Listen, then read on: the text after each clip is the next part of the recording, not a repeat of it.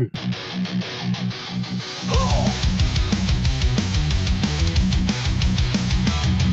not building walls, I'm building bridges to greatness. Demanding excellence, no time for complacence. Act right or act out, the choice is always clear. My presence is my power, my standards draw the line here.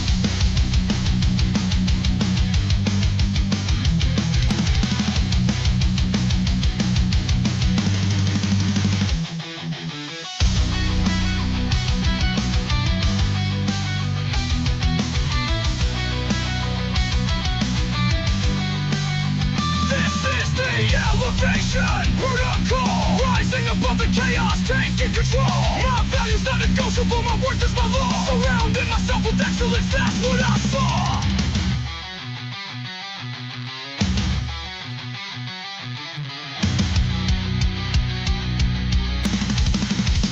I'm not building walls, I'm building bridges to greatness. Demanding excellence, no time for complacence. Act right or act out, the choice is always clear. My presence is my power, my standards draw the line here.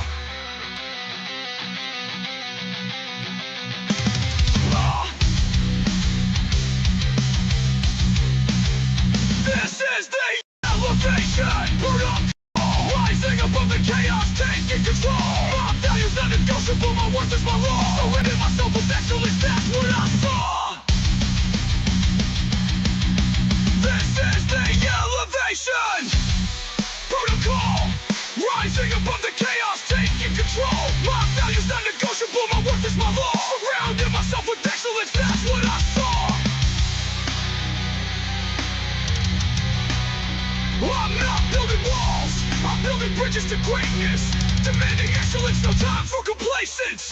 Act right or act out, the choice is always clear. My presence is my power, my standards draw the line here.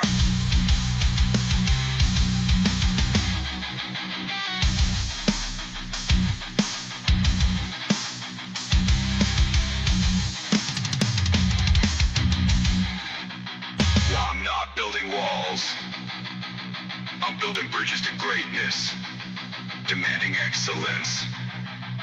No time for complacence. Act right or act out. The choice is always clear. My presence is my power. My standards draw the line here.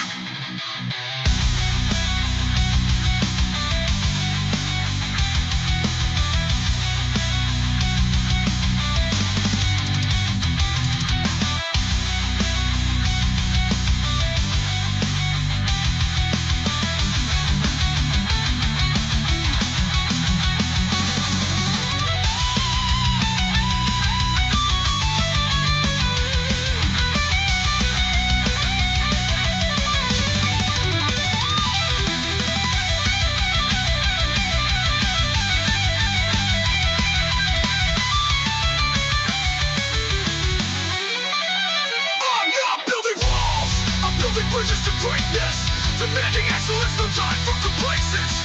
Act right or act out, the choice is always clear. My presence is my power, my standards draw the line here.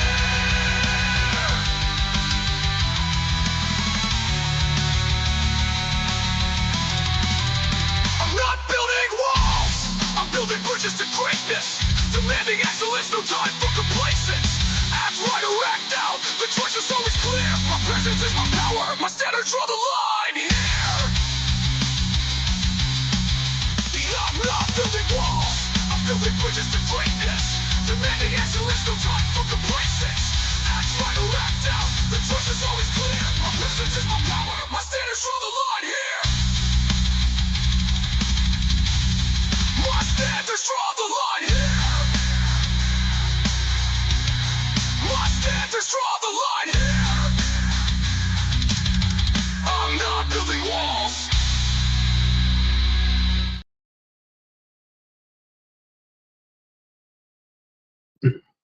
Let's see how I get up there. Top of the hour. How you doing, youngin? Royal Knight. Hello, hello. So we're just getting started. We're like, whoo, 20 minutes late. Uh, it happens. Things not going the way we wanted it to go, glitches and whatnot. But we're live 7 nights a week, and I mean, while we do not let the sun rise without going live, we don't always start on time, and that's why we ask you guys to like and subscribe, and then hit that notification button, and then mash those reaction buttons while you're on the show live. Because I mean, we got a lot of information for you guys, and we want to get a chance to get as much of it as possible. Uh, all of our short notice updates happen at the top of the show, so we ask you guys to dive in as soon as we get started, if possible, so that you can hear all the updates that we have before we start the topic of the day. So far, we just heard that Donald Trump just got himself. How you doing, D boy? Or Da boys? Okay, hello. Um, Donald Trump just talked about how he got like 10 boats of oil from Iran through the Strait of Hormuz. So I'm going to be trying to cover the progress of the war and how we're going to like what it's going to be doing for us. Because we already know like the short term and long term impacts of it, but we're going to look at how we're going to um, address what um, the progress of the war is going to do for us, meaning like, is it going to resolve itself anytime soon, or do we still believe that we're going to be projecting it going into um, June? Now, beyond that, we understand that DHS is still shut down. That might happen through the middle of April, since they have no reason to settle because the rest of the country is running. So the only people that aren't getting paid right now is TSA agents, really, because everybody else has got a budget. So now it's like, as far as that, stock's still running strong. Um, we've got some information today. We're going to be talking to you guys about building your 30-year retirement thing. We've been telling you to at least get your 20-year plan together. I'm going to be giving you information today about why a 30-year plan is good too. And since we're live 7 nights a week, we cover different topics. Monday, Tuesday, and Wednesday, we cover business and politics. Monday, how your money is negatively impacted by politics, your ability to make, save, and invest money. Tuesdays, we discuss different ways to make money, save money, budget money, invest money so that you can turn over a decent profit. Then we go into Wednesday, we talk about different countries around the world that we invest in. And beyond that, we go to um, Thursday through Sunday, well, Thursday through Saturday, actually, where we talk about self improvement, self development, relationship topics, networking, socialization. We cover building your brand. We cover negotiating raises, promotions, retirement, severance packages. And then we usually tell you guys more about what to do with your 20-year plan so that you can really build a future for yourself so that you have something to fall back on. After that, we have on Sundays, we have questions and comments from the fans, appropriately structured questions about appropriate topics that are about how to help you guys be better you. When there are topics about me, that's going to be on like the private channels for the members only. So, you ask me about me, and I need to buy the membership and defer to a membership show, and then we'll talk. As it stands right now, if it's about you, I got you. I can help you guys fix you.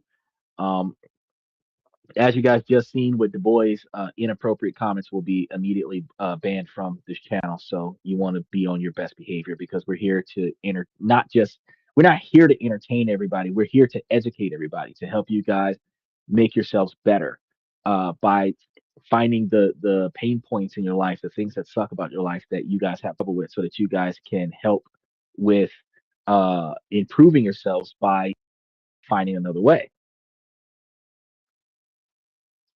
Michael said, whatever you decide to do, get started now.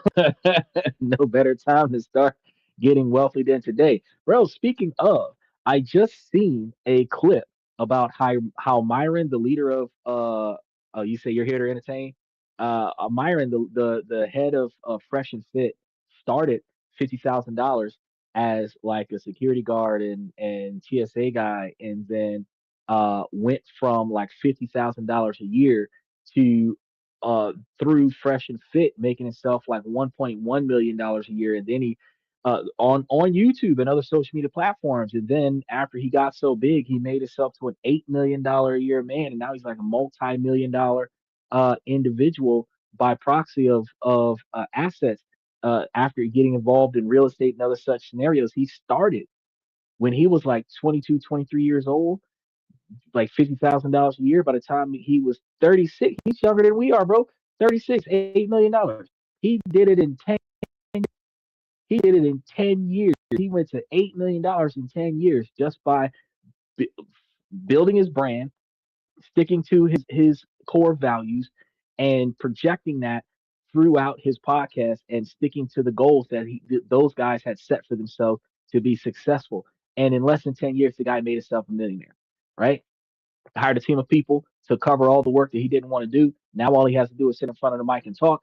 And at the end of the day, it's crazy how book deals, contracts, endorsements, everything that he was able to acquire going from the struggles of working a 9 to 5 all the way to doing in-person meetings in different places. It's crazy how individuals can change their whole life around. But I was like, wow, that's what's up.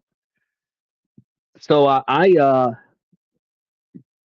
I looked at that and I was like, damn, some of us are slacking if we haven't gotten there yet. We're in our 40s, 50s, 60s. We ain't got there yet. We're still working a 9 to 5. We probably should change the way we do what we do. So um, I'm just in a baffled scenario. So since you mentioned that, I was like, damn, damn. So I know that it's possible. I see that it's possible. I see other people doing it around me. I'm doing it too, and I'm just like, man. For the people who don't get it done, there's nothing that I can tell them. Years from now, I can see this podcast being so huge, and I can see some people paying to put their comments on because so many people will be flowing into the comment section just trying to pay to get their comments on the screen, and it's going to be crazy. Where at that time, I'm still going to be telling them, bro, if you would have been with me when this podcast was small, you should be a millionaire too. But when it comes down to building a retirement, just having a specific number isn't always what it's cracked up to be. So everyone seems to be chasing a magic number for retirement, right? And usually 7 figures is somewhere around what they're expecting.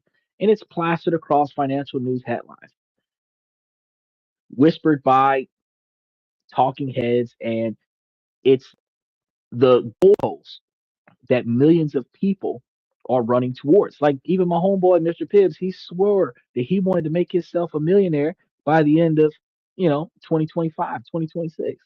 He has done nothing to achieve that, but that's a wishful thinking kind of scenario. I told him, I'm like, man, let's aim lower. Let's aim for like $250,000 in the next 3 years and see. Let's aim for more realistic goals and see if the establishment can pay for the overhead. You know what I mean? Where it's self sustainable, not just like I struck it big on the lottery, right? But these individuals are desperate to cross that finish. But what if I told you that focusing on that number is one of the biggest reasons people's retirement plans fail? See, the data shows that just hitting a specific number in your 401k can give you a false sense of security. It's a dangerous fantasy. It's like trying to navigate a cross country road trip by only knowing the total miles. That single number tells you nothing about the fuel efficiency of your car, the price of gas along the way, the inevitable detours, the mountain passes that you'll have to climb, or the sudden storms that you could force that could force you to pull over and stop. Right. So you'd never start a real journey with such a flimsy plan. So why would you stake your entire future on the same flimsy plan?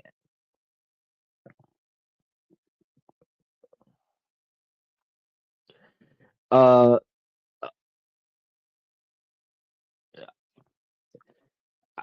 Looking at that comment, Michael, I mean, I'm going to tell you that it's probably going to be exactly the same. There's no wishes hold no value is the appropriate way to put that. um, but in tonight's show, I'm going to explain why you don't need a magic number, but a concrete 30-year plan. It's not a 20-year plan. And I'm going to show you guys the 3 critical components that plan must have wealth, but reliance, confidence, and true peace of mind. Because you can hit $1 million and you can spend $1 million in less than a year. But if you managed your money correctly, your $1 million can make you multiple millions of dollars. So we're also going to talk about the unorthodox realities of the modern retirement, unretiring, geo arbitrage, housing hacking, and even van life. Because I know that Michael talked about this from time to time, where you can just live out of your van and save you a bunch of money. It's possible, but it's roughing it unnecessarily. If you don't have anything holding you back from that, you can live a minimalist lifestyle where you really just deal with whatever you got going on in your van. You're only got to pay for your vehicle's insurance, and then park your car in places where people don't fuck with you, and you can live right out of your van. I mean, Shaggy and Scooby ain't used to that. It's harder to do in modern 2025, but if you get your van with no windows, it's quite possible because they're not fringed anymore, right? They now have a growing number of people that are making retirement work in the real world in far more unorthodox ways than we ever thought possible. So let's start by dissecting this so-called magic number. A 2025 study by Northwestern Mutual Funds had found that Americans believe they need about $1.26 million to retire comfortably. While fascinating and a little alarming, it is that just 1 year prior to that, in 2024, that number was $1.46 million.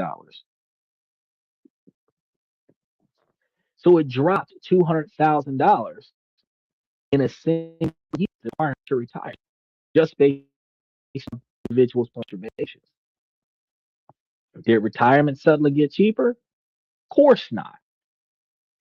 It just shows how arbitrary and emotionally driven this number is. It's a reflection of market sentiment and inflation headlines, not a carefully calculated figure based on your individual needs. It's a guess, and frankly, it's a very bad one. Oh, if he can travel around the United States and hit all of the estate sales and sell his paintings and add a cabin to the rentals. Okay, that's another cash flow. All right, that is true. You could hit all these state sales. You can sell stuff along the way. You can truck and trailer that shit and buy stuff at one estate sale and carry it with you and stuff at another estate sale and sell your paintings and sell your work. You know,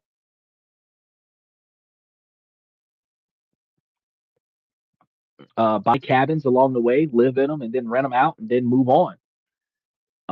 If you have a management company maintain your cabins, then you could definitely have standalone self-sufficient cash flow, even if they're renting those cabins out as vacation homes. You'll be making some revenue off of them. The real shock comes when we compare this fantasy number to the financial reality for most people. And this is what I call the perception reality gap. And it's a sham. It also causes a huge chasm. While people think they need over a million, broader surveys of retirement have balances that tell a starkly different story.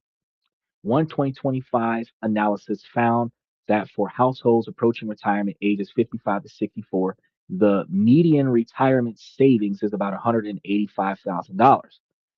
And for 65 and 74 years of age, it is around $200,000. Not much of a difference. So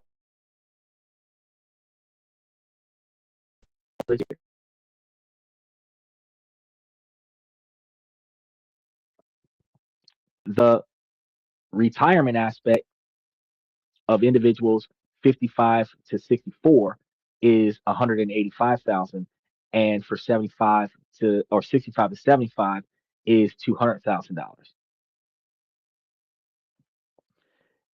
Not the average, which is heavily skewed by the ultra wealthy, but the median, the middle number, the midpoint, person is around 185 to $200,000 depending on age. I don't know if you're being sarcastic about that, but savings is actual money, not assets. Um, your portfolio or your net worth would include assets. So if you were talking about a person's net worth at retirement being $200,000, that would include the house. But if you're talking about a person's savings, that's not a person's investment portfolio. That's not a person's 401k or Roth IRA. It's just the savings. It's just the cash money that's been saved up. Okay. That's not necessarily like Bitcoin and gold or anything else that's included in that. That's like the cash that people have accessible to them when they quit working. So no, that holds no value on the house. But typically, the average American finances a house, lives on that financed house from mortgage payment to mortgage payment, paying the bare minimum. Uh, they reach a point where they need to do something to the house that requires them to take out a home equity loan. No matter how much they've put into the house, they usually take about 50 grand out of the equity in order to do repairs on the house. And then that puts them like kind of start over with paying off the house because they never built up enough money anywhere else to pay for anything. So now they've got two loans against the same house. Some people try to take out a third mortgage on the house if it's quite possible. And when they take out that third mortgage on the house, they're typically underwater with that house where they owe 80% of the after repair value on the house, which is pretty much all of the equity in the house. And your payments are significantly higher, but at least your house isn't broken, right? No, he said, I thought it all was the same. No, it's not. It's not all the same. So when you die, all of your assets are considered your estate. While you're alive, your assets, your net value is your estate. Your net value is everything you own, everything you make money from, everything you have access to. Your savings is part of your estate, but it is not your estate. Your investment portfolio is part of your estate, but it is not your estate. Your houses and cars and boats and townhomes and cabins in the woods is part of your estate, but it is not your estate. Your estate is a combination of all of those. So the fact that people only have like $200 in cash to pay for their retirement for the remainder of their life at 70 years old, expecting to live another 30 years off of 200 grand have, regardless of how many assets they have or don't have. That $200,000 is cash on hand.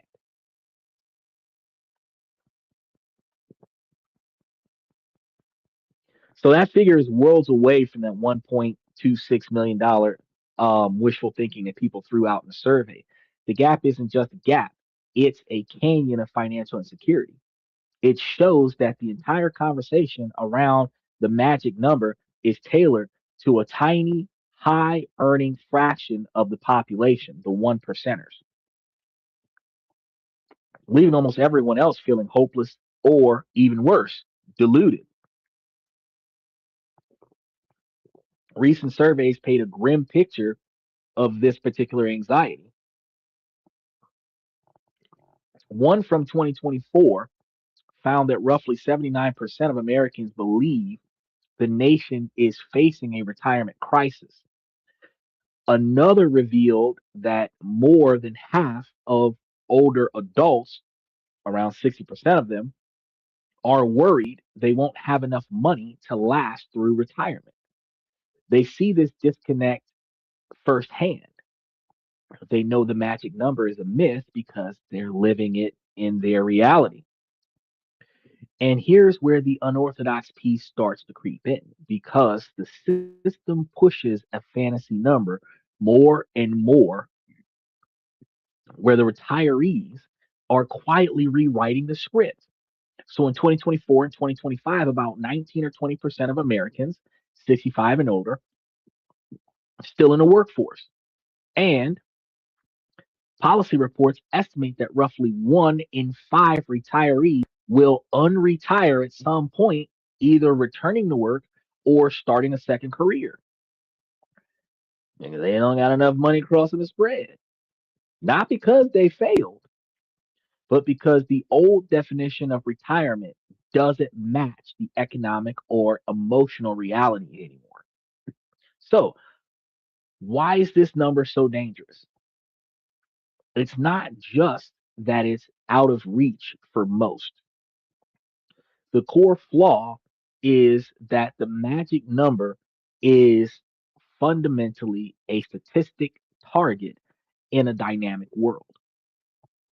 It tells you nothing and it accounts for absolutely nothing, which makes it harder for you guys to prepare. First, it completely ignores your personal spending habits. Your retirement need isn't based on a national average, it's based on your life, your mortgage, your travel dreams, your healthcare needs, your hobbies. $1 million might be a fortune for someone in a low cost area with a paid off house and a simple taste, but it could be a hopefully inadequate level for someone in a major city with high property taxes and a desire to travel the world. The number is actually divorced from your reality.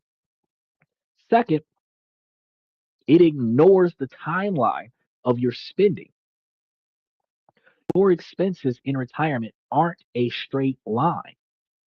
Research shows a retirement spending smile where spending is higher in the early, more active years, dips in the middle, and then often rises again towards the end because of healthcare costs. So a single lump sum doesn't account for all of this. And this dynamic is like a 30-year journey. Third, a most critically observed scenario, the magic number is utterly defenseless. It has no strategy, nothing for the enemies of retirement, which are inflation, market crashes, and unexpected life events.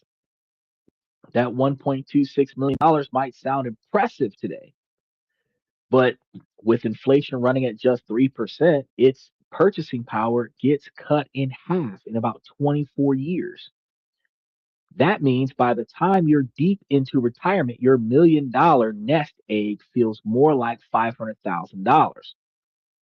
It's a silent thief. And that thief is going to be the magic number that does nothing to guard against it. Now, finally, it's going to ignore the creative levers. And these levers are ones that real retirees are already using: geo arbitrage, house hacking, alternative housing, part time work to bend the math in their favor. If you pretend the only tool you have is a big 401k balance, you'll always feel behind. So we have to throw it out. We have to stop chasing a phantom and start building something real and durable. If the magic number is the myth,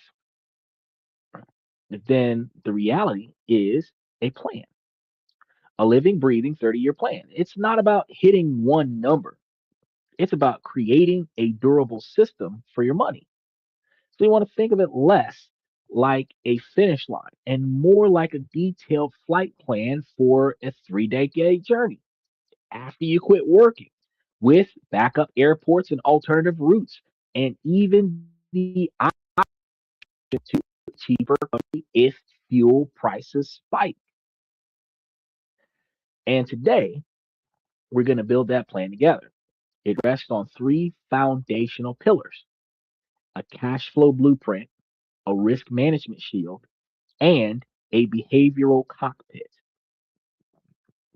So let's start with the first and most important pillar. The first pillar requires the biggest mental shift you'll make in your entire financial life. I want you to stop and think about your nest egg. Banish the image of a giant pile of money from your mind. That pile is an abstraction. It's an abstract, intimidating, and it is not going to be helpful. Instead, I want you to start thinking about your retirement paycheck. That is it. That's going to be the shift. You're not trying to accumulate a giant, your abstract number.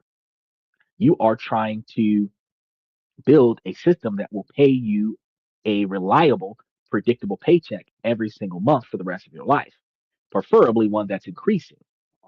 This reframes the entire problem from one of accumulation to one of cash flow generation. This is how financial professionals approach it, using what's called an income replacement ratio. The goal for most people is to generate between 55 and 80% of their pre-retirement income.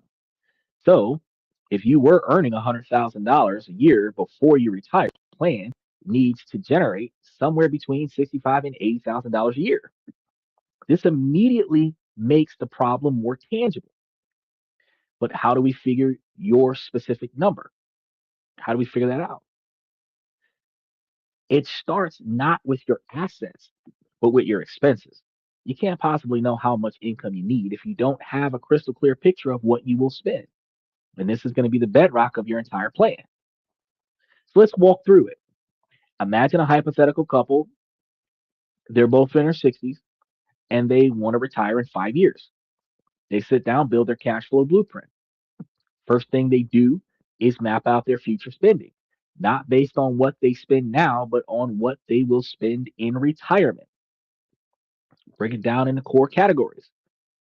In the housing category, their mortgage will be paid off, which is a huge win, but they still need to budget for property taxes, insurance, maintenance, and potential future repairs.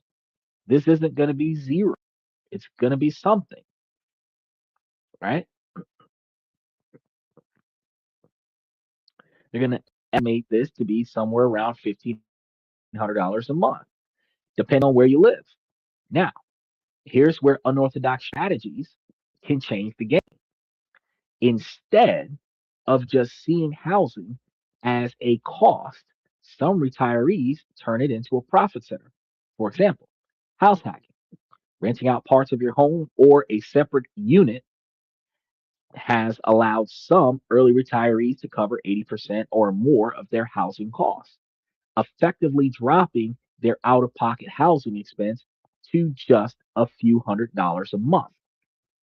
Others downsize aggressively or even embrace RV or van living, cutting fixed housing costs so far that they can redirect thousands of dollars a year back into traveling or savings. You don't have to do that, but knowing it's on the menu gives you more levers than just save more money, right? Next is going to be healthcare. And this is the great unknown because the category that sinks so many unplanned retirees is healthcare.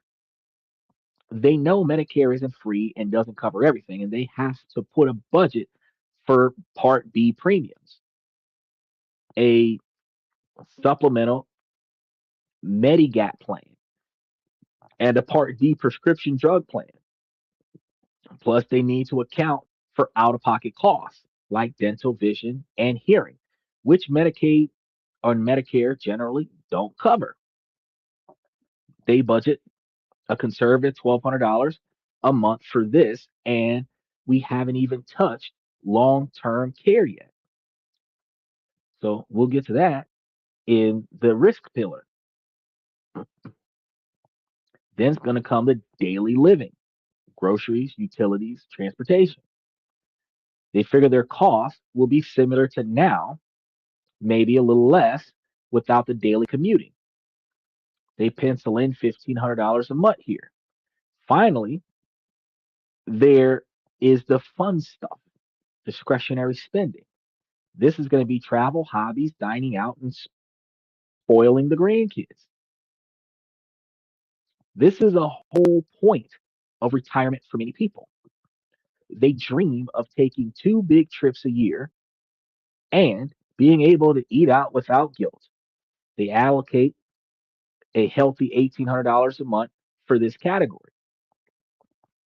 Adding it all up, 1,500 plus 1,200 plus 1,500 plus 1,800 gives them a total monthly spending need of about $6,000 or $72,000 a year. So either $6,000 a month or $72,000 a year, which is above what poor people live. Well, no, it's about average because two income families between 72 and 79,000 a year, where one of them's making about 35 and the other one's making like 42.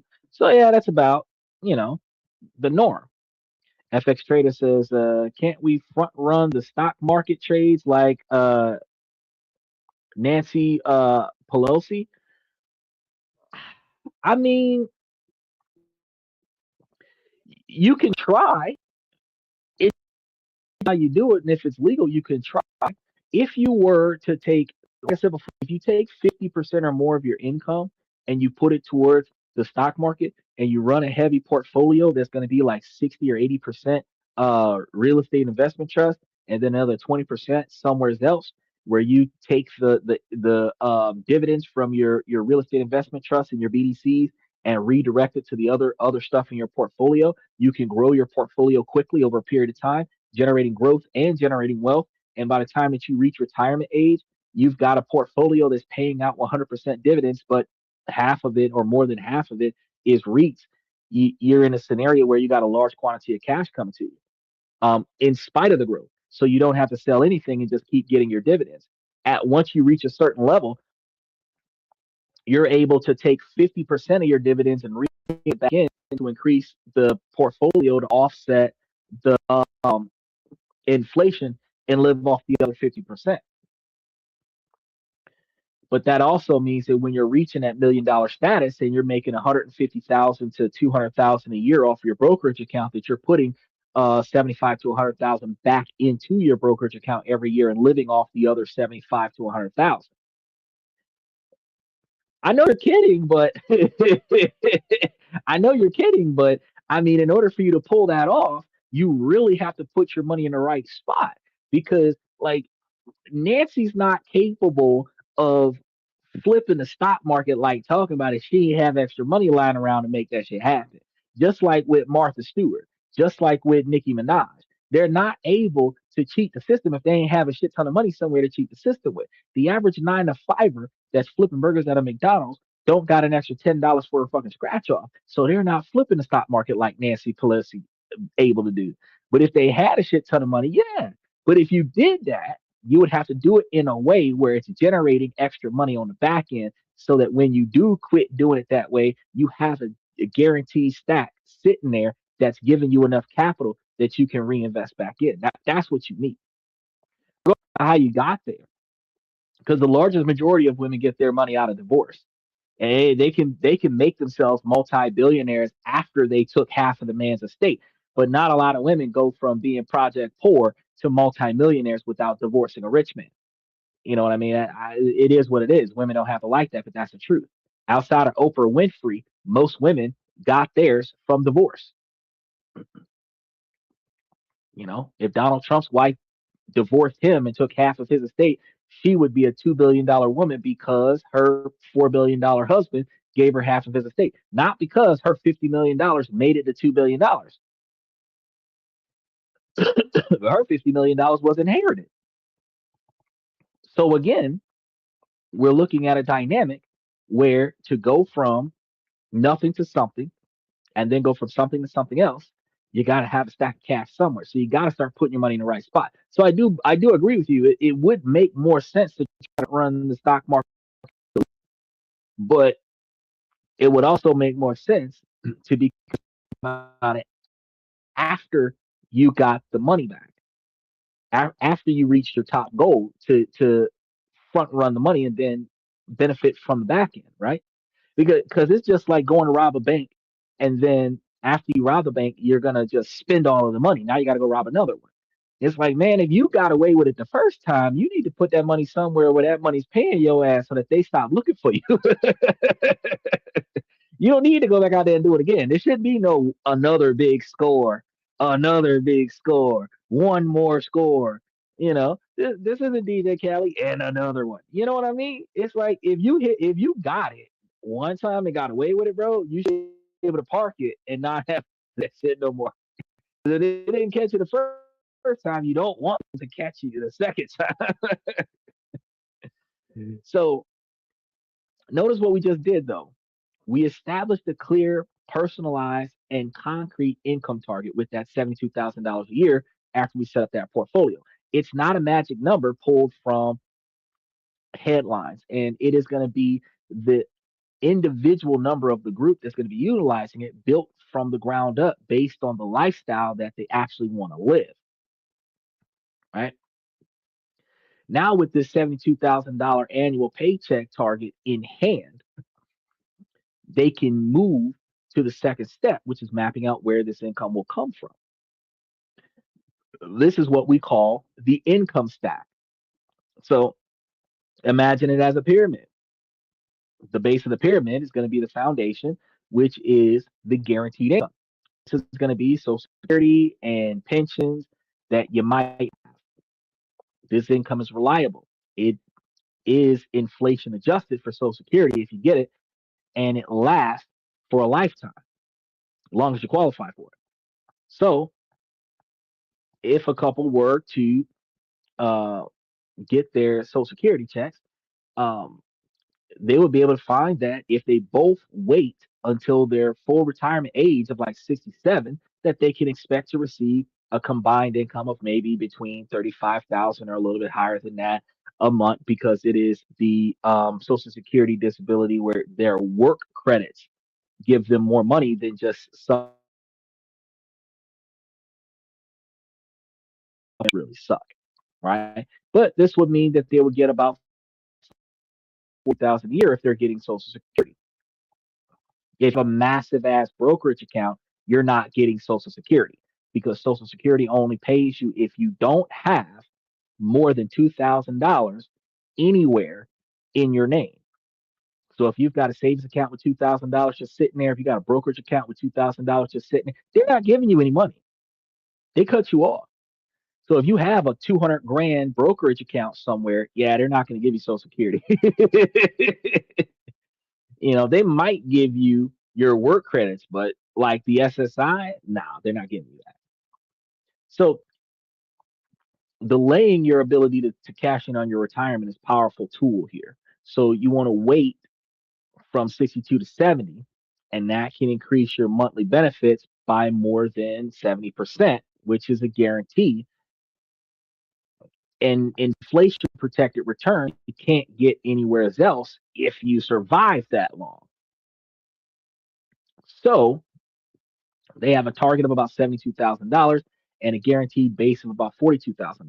If you didn't have that guaranteed base of about $42,000, you might want to build a brokerage account that gave you no less than $42,000.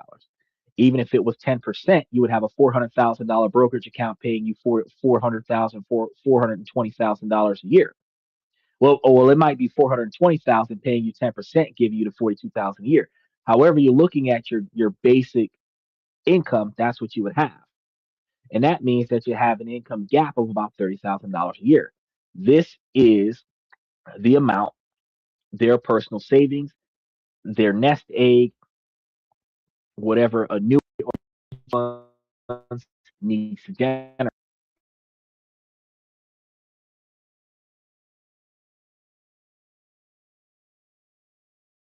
They have the 72 grand cut of your brokerage account. You do that. Diversification is better if you have more facets of income. But if you had one facet of income that was doing it, it is what it is.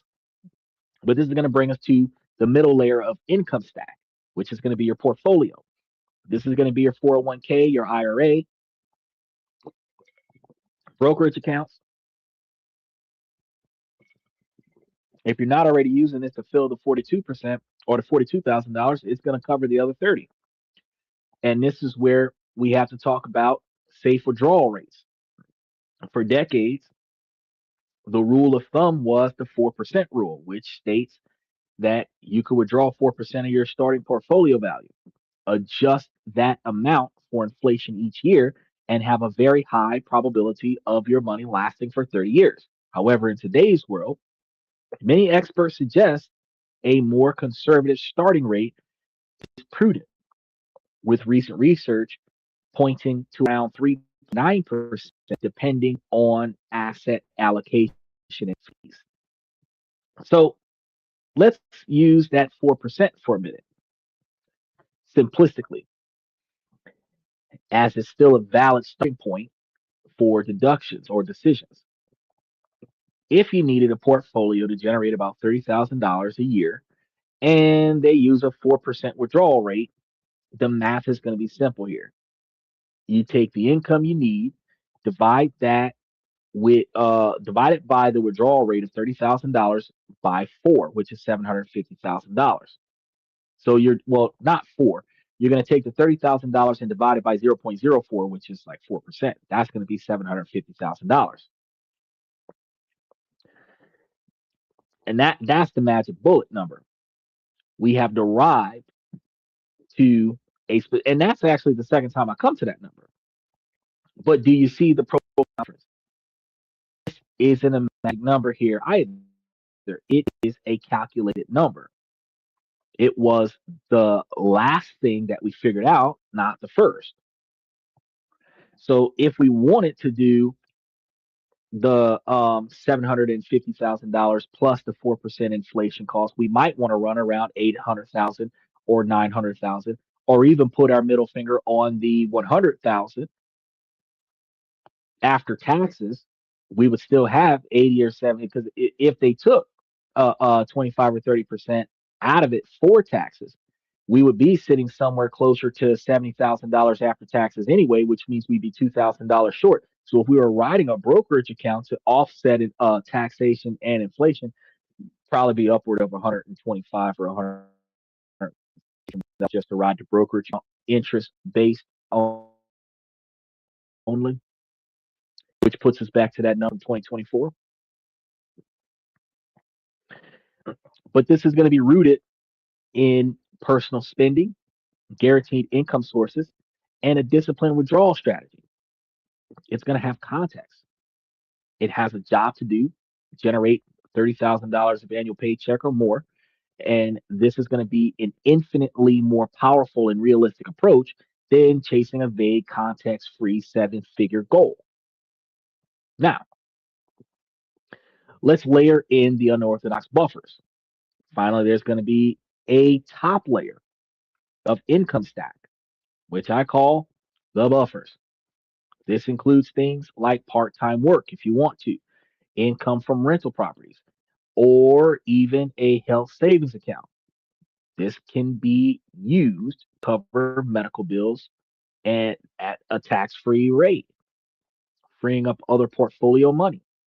It can also include geo arbitrage, spending part of the year or even relocating to a lower cost region or a country where basic living expenses can be 30 to 60% lower than a typical US metro city, effectively shrinking the income you need. These buffers add flexibility and resilience to the plan. And here's reality: surveys show that around 20% of retirees either go back to work or keep working in some capacity. And that's what's called unretirement. So just when you thought you were done, nah, you got to go greet people at Walmart because you can't stay home. You can't afford it. Even earning $10,000 or even $15,000 a year part time can dramatically reduce the amount you need to pull from your portfolio, potentially turning a failed savings target into a workable plan. So the cash flow blueprint is incomplete, or it's going to be complete now that we've done it, but it would be incomplete if you just went off of it on a whim. So if you went from a fuzzy, anxiety inducing concept of a nest egg to a clear, actionable plan, you now know that you would need to generate $72,000 annual paycheck. And then you know that $42,000 of it would be coming from Social Security. And then you know that your portfolio needs to be at least around $750,000 to have reliable availability to generate the remaining 3%, $30,000 to cover your $72,000 year plan. On top of that, you'd also know that you have levers because you have that house hacking of the spare room, downsizing, geo arbitrage, a small rental or side hustle, and even temporary unretirement if markets are rough. So you now have a real target based on a real plan plus real world flexibility. But having a plan is only half of the battle. A plan without defenses is fragile. It will shatter at the first sign of trouble. And that brings us to our second pillar of which is equally critical. The first pillar was about building the engine of your retirement paycheck. The second pillar is about building an armored vehicle around it. The magic number approach has zero defense. It's like setting on that 30-year journey in a convertible with no roof, no seat belts, and no spare tire. 30-year plan, on the other hand, built for the storm. It anticipates failure points and builds in defenses. This transforms a fragile financial house of cards into a robust brick fortress. We need to build a shield to defend your 30-year income stream from four primary enemies. Sequence of return, which is what I explained to you last week, was when the stock market dips and you have to pull out money anyway after you've built up such a big portfolio. Inflation is going to be another one. Longevity risk and healthcare shocks. So let's start with the most dangerous and least understood enemy, sequence of return. Sounds complex, but the concept is simple and absolutely vital. The order in which you get your investment returns matters just as much, if not more, than the average return itself. A downturn in the first few years of your retirement can be catastrophic in a way that a downturn 15 years in simply in simple terms is not going to impact you. So if it hits you right now as soon as you retired, it would be worse for you now than what it would be if it happened 15 years after you retired.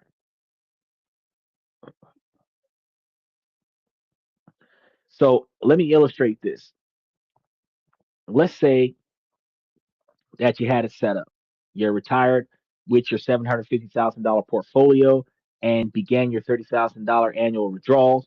And then let's imagine two alternative universes.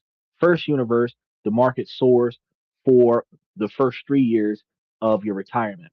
Your portfolio grows substantially, creating massive cushions. When a crash comes later, they're withdrawing from a much larger base and the plan size easily. Now, in an alternative universe, the moment you retire, the market crashes. In a year, first year, your portfolio loses 20%. You started at 750,000. Now the market drops your money down to 600,000. Then you withdraw to $30,000, and now you're at $570,000. You've effectively lost 24% of your capital in the first year.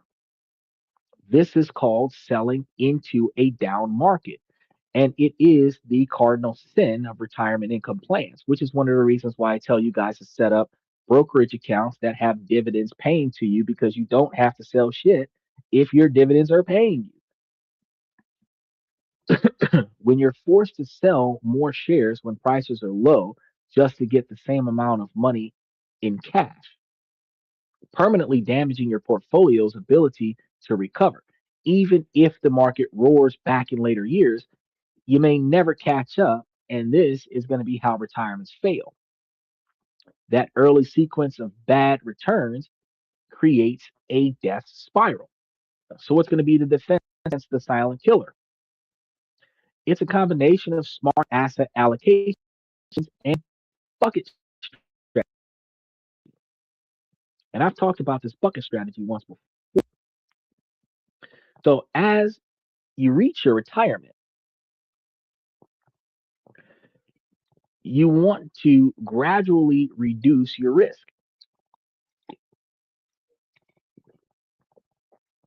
A 100% stock portfolio is just too volatile. I would use it to get there, but you want to have something else to hold you there. This is often done using glide path, shifting from maybe 80% stocks to something more balanced like 50-50. Because like we talked about with Myron from Fresh and Fit, he's got real estate portfolios, he's got the podcast paying for him, he's got endorsement deals, book signings, all this other stuff that's going on. That he's got money coming in from other areas. He's 36 right now, 36, 37 years old, $8 million, multiple areas of money coming in, not just one source.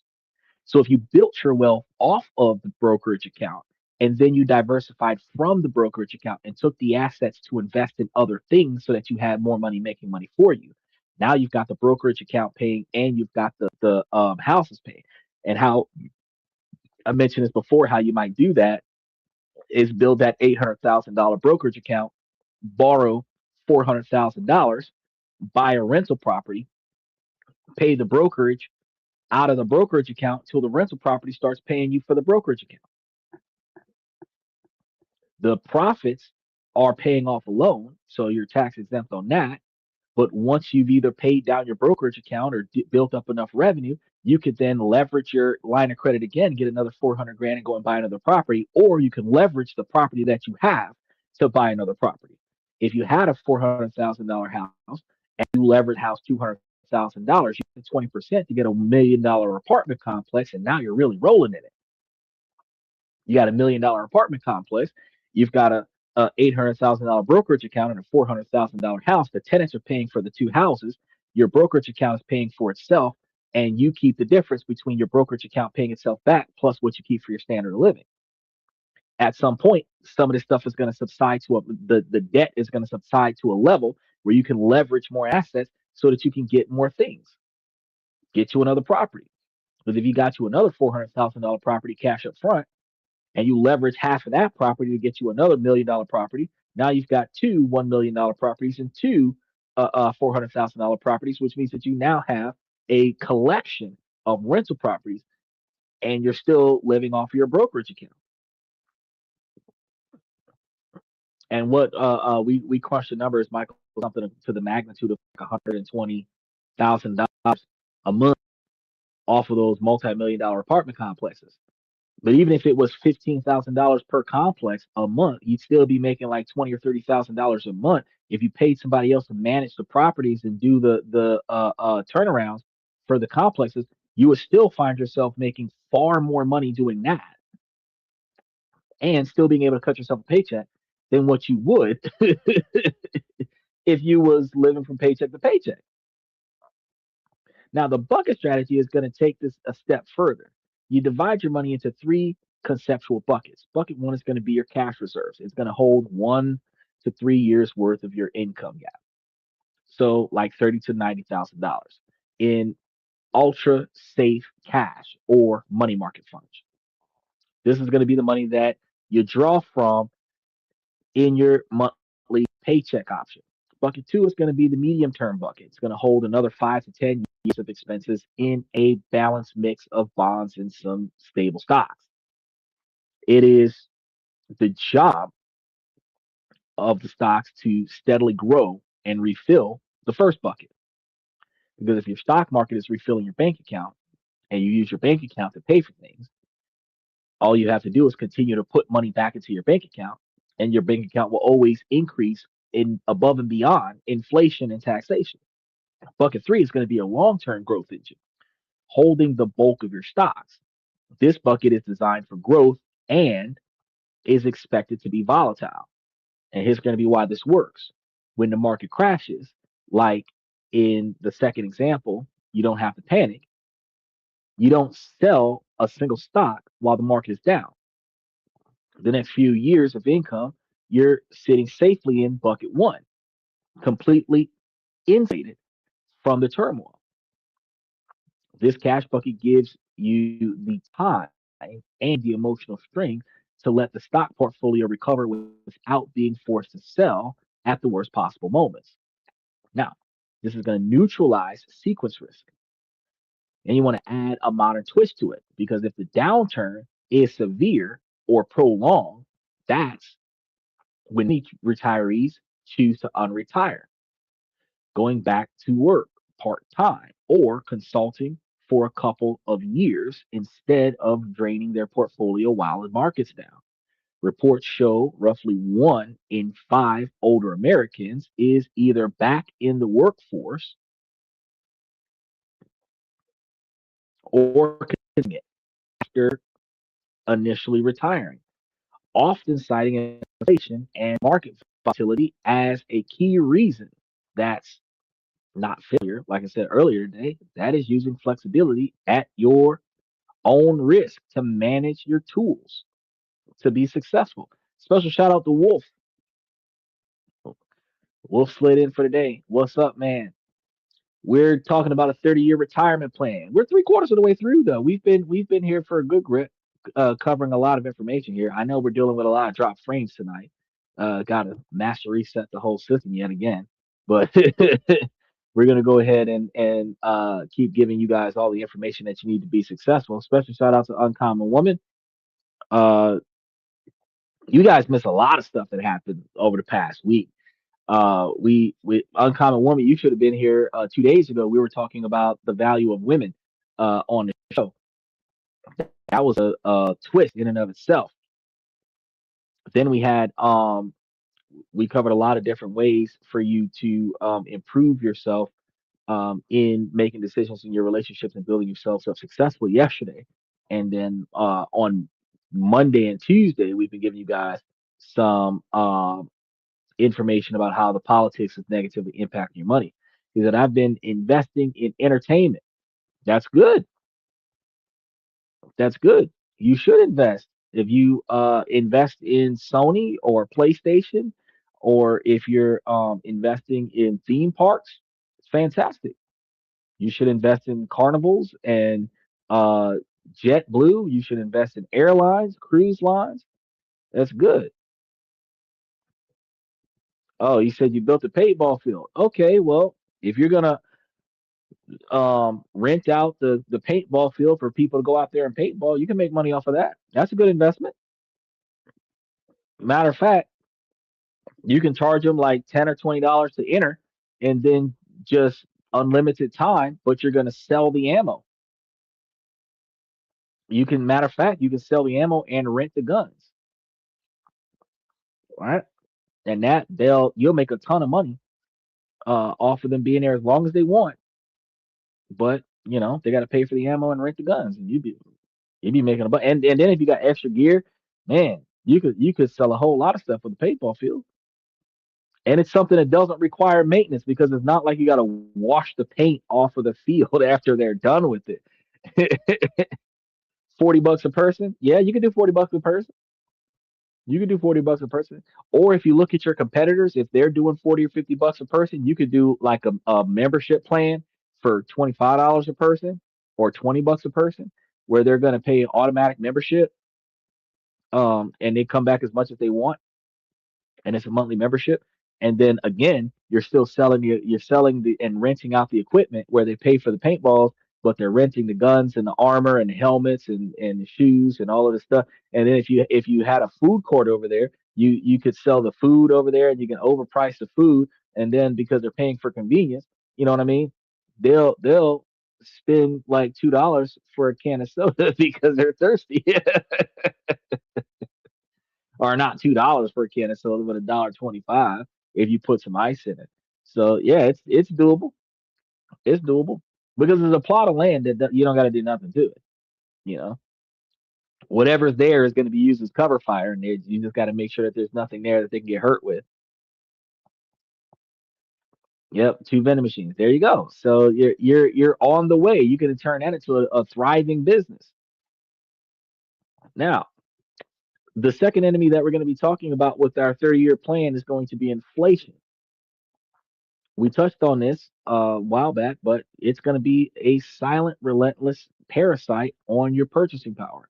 A plan that doesn't account for it is doomed. Even modest 3% inflation means that you're probably going to see a $72,000 expense in a year that will require nearly $100,000 in year 20. So in year one, you might be like, oh, yeah, my 72,000 is good. But in year 20, you might need $100,000 to pay for the same quantity of stuff just to maintain the same lifestyle.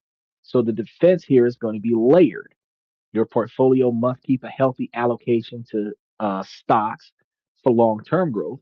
Some investors use inflation protection like um, TIPS, which is inflation protection bonds, and a sound withdrawal strategy like a 4% rule. This is explicitly designed to be inflation adjusted, ensuring that your paycheck keeps up with rising costs. Geo arbitrage is again going to be another often ignored inflation defense. But if your home country or city becomes brutally expensive, retirees can and do move either to a low cost state or a smaller town or even abroad where their living costs can be 30 to 60% lower without necessarily sacrificing the quality of life. That effectively resets the inflation clock in your favor. Because if your money's still coming from America, if you went to Cuba, $3,000 will go a long way in Cuba. If you had $6,000 coming in, you would be living the life of the king and queen of Colombia, whoever they are, the dictators of Colombia. You'd be living a high life, right?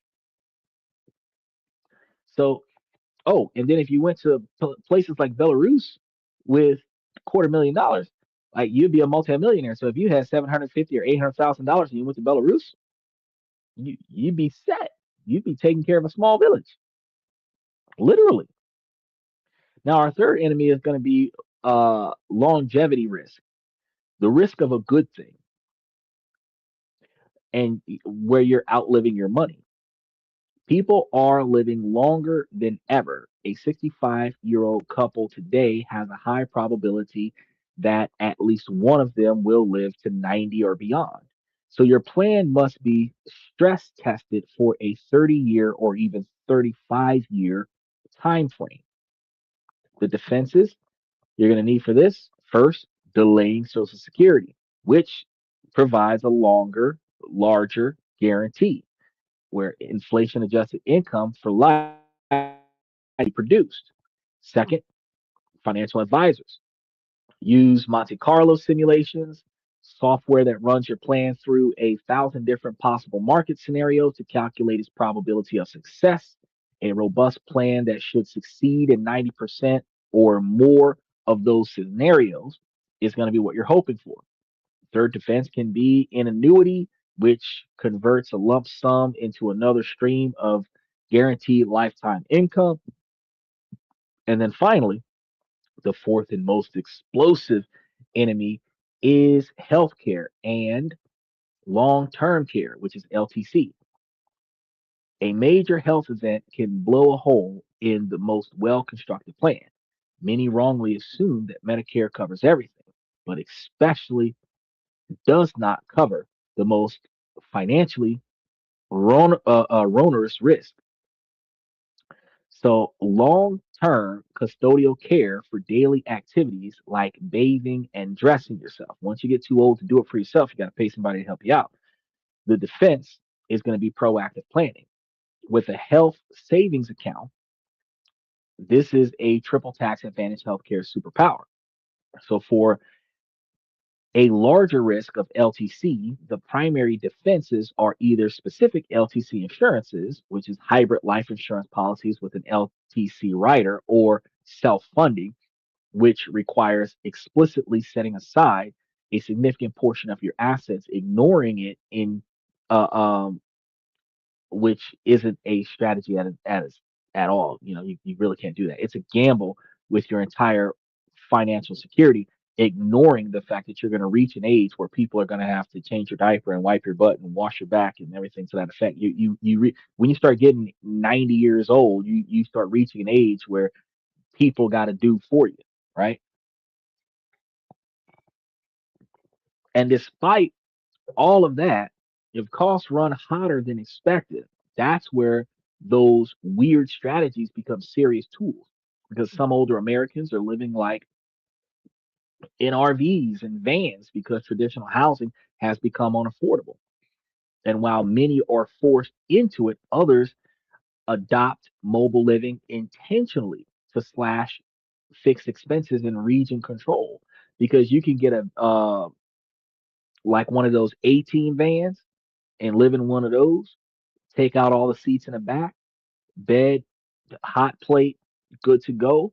You can get you a mini RV. You can get you a Winnebago and have your house on wheels. Long as nobody crashes into it, you're good to go. It's not glamorous Instagram content, but it's people bending the math of retirement back into their favor. By building the risk management shield, you move from hope to strategy, and you are no longer just hopping the market or hoping that things are going to be going according to plan as you bounce around from thing to thing. You are building a system that is designed to withstand the inevitable storms with backup plans that include not just financial products, but lifestyle pivots, location changes, and, if necessary, temporary unretirement. Now, I know that this is a lot of information. We've gone from a simple, flawed number to a more complex but inflationary and more robust plan. So, if you're feeling a bit overwhelmed, that's completely normal. The decisions that you make in the years leading up to retirement are critical because they decide how safe and enjoyable your retirement truly feels. This is why I have a process that is so important to help. I've put together a lot of information on checklists that's going into our membership to walk you through these first two pillars: calculating your cash flow and identifying your risks. It is a great first step to put what you're learning into action. And I mean, once you get into the membership, it's no additional cost. So you're going to see me dropping that into the membership by the end of this week. Uh, he says, "Yo, boss, hello, 027. Special shout out from Twitch. We got folks coming in from everywhere today. It's been a while since Twitch was vocal, but we're live, we're active on Twitch, Twitter, and YouTube, so everybody can comment appropriately. Oh, we got another one here. What's good, my man? We're talking about how to improve your odds of having a successful retirement by preparing for it. Typically on this show, we talk about ways to make, save, and invest money. We have a live podcast. We run at least an hour. Sometimes we run 2 to 6 hours, depending on the positive involvement of the people in the show. Um, and we give you guys information on different ways for you to make, save, invest money, different ways for you to build your own business and digital nomads and living in other countries and how politics impacts your money. And we kind of give you guys a lot of different ways for you guys to really change your mentality because this is a male driven podcast from the male's perspective. And we really want to give you guys more opportunities to build yourselves up to be successful because, I mean, you can get there. But it does require you to apply yourself, in order for you to apply yourself, you have to figure out where are you in fact implying yourself. Like, are you going to put yourself in you want to be rich? Everybody wants to be rich, but I mean, you got to put in effort to get rich. So I talked to you guys about how to invest. I talked to you guys about where to put it, what to save, changing your spending habits. Because as I talked to Cowgirl last week, that if you were living on 30% of your income, you could spend 15 to 20% of it on discretionary spending and still take the other 50% and save it and reach $1 million status inside of 10 years, 10 to 20 years. And you could still build the type of brokerage that would pay you the standard of living that you would need in 10 to 20 years. If you did it for 30 years, you would be enjoying your life with 20% of your income and saving for your future to continue to enjoy your life for the rest of your life. A lot of people live off of 85 to 95% of their income or more, paycheck to paycheck, no matter how much money you make. If you make $250,000 a year, but you spend 240,000 of it, you still only got 5 grand. The difference between you having 5 grand on a $240,000 lifestyle versus having 5 grand on a $30,000 lifestyle is absolutely nothing outside of how good you feel when your neighbors look at you. That's why I tell you guys about putting your money in better places. But make sure that you guys like and subscribe and hit those memberships as y'all come through. Is all now you're on to something. I've been on this since 2023. I've been running this podcast for so long, man. Y'all ain't been coming. Y'all ain't been coming. This been running every day 365 days a year. We started about 11 o'clock Eastern Standard Time, typically about 11:30 during daylight savings time. But when outside of daylight savings time, it's about 11:05 Eastern Standard Time every night of the week. So we're here every day. We here on the weekends, on the holidays, during Super Bowl, during WrestleMania. We're here every day, and we're always talking about ways to make, save, and invest money. It's just that y'all didn't think about coming here, but now that y'all are here and y'all realize that we have, especially on the YouTube side of things, if you go to the YouTube side, we have a whole archive of years of information about how to set up LLCs, build trust, build your savings account, set up a portfolio. I've got stocks going across the screen that we curated already. That's the dividend rotation strategy that we're going to be talking about on Tuesday, where we follow the trends of the stocks and give you guys which ones to invest in. It's in the membership, which ones to look forward to, where you can catch some on the low, where we got stocks that are giving back 20% right now. It used to be giving back 17, 18%.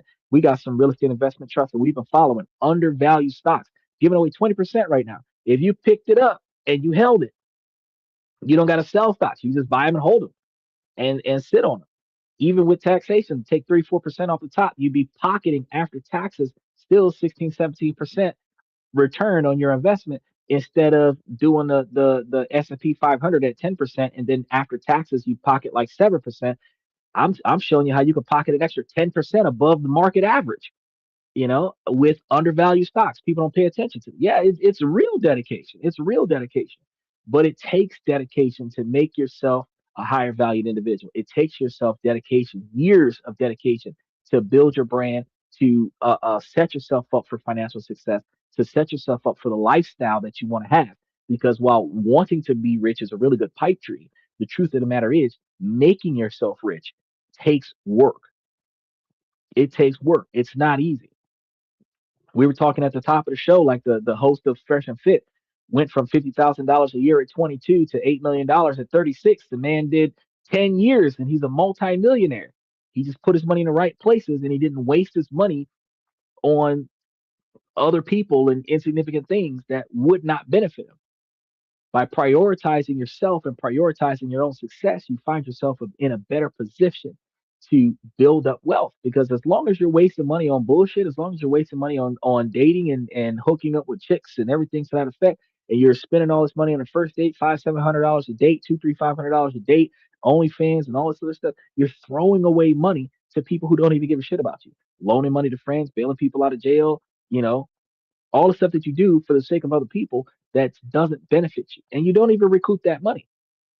But if you put that money in a place where your money's making money for you, you're not allowing yourself to have people take advantage of you in that fashion, which allows you to preserve more of your wealth, which allows you to have a more of an abundance, which allows for you to build something that nobody else is willing to build, which is your financial stability. Because all you're going to get from Social Security disability is like $1,000 a month, unless you got a lot of credits when you retire. All right. And where are you going to live at that with $1,000 a month? Not very many places. So we're coming down to the final and perhaps most important piece of the puzzle for tonight. We've designed the plan with the cash flow blueprint and built the defenses with the risk management shield. But none of that's going to matter if the plot panics, if the pilot panics, right? Plot thickens, pilot panics. This is going to be the final pillar that is directly about you. You can have the most mathematically perfect retirement plan in the world, but if you can't execute it, it is going to be a worthless plan.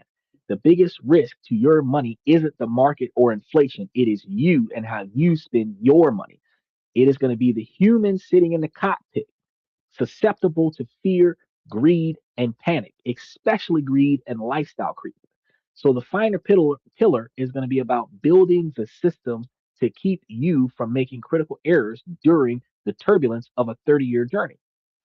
A shocking number of financial plans fail not because of bad math, but because of bad behavior. So let's look at all the most common pitfalls and their antidotes. The first is optimism bias. We're hardwired to think it'll all work out somehow without ever putting any effort into making it fix, right? This vague optimism leads to one of the biggest retirement mistakes, starting late and saving too little. The antidote is a written plan and automation. When you put your plan on paper, it becomes real.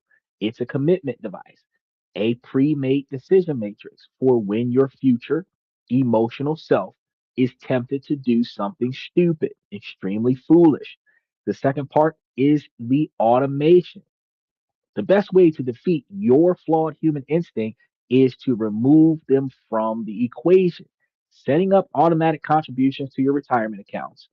Use auto escalation features to increase your savings rates by 1% each year. Multiply large firms or multiple large firms suggest a savings rate of around 12 to 15% of your income is a solid target over a career, and automation is a surest way to get there. But if you're doing more than that, if you're doing 20 or 30%, 40 or 50%, you're going to see a whole lot more success. But realistically speaking, since most people live from paycheck to paycheck, 10 to 15% is a pretty good way to start, 12 to 15%. Now, the second pitfall is panic selling, driven by deep seated aversion to loss. When the market plummets, every instinct screams sell, make the pain stop. This is how investors lock in permanent losses. The antidote is that your bucket strategy is going to be beneficial. Your cash bucket is your psychological fortress. Knowing that you have years of living expenses safe from market carnage gives you the breathing room to ignore the noise. And if you're getting paid off of dividends instead of getting paid off of selling growth stocks or gold or silver or Bitcoin, instead of waiting for it to work upward for you, you can just collect the guaranteed dividends and just hold it because the value of the stock doesn't matter as long as the company stays open. The dividends are going to be the same unless you have a company that slashes its dividend prices, which is why you don't want to rely 100% on real estate investment trusts and BDCs. You want to use those to expedite growth, but then redirect your capital to other industries to maintain stability in your share value.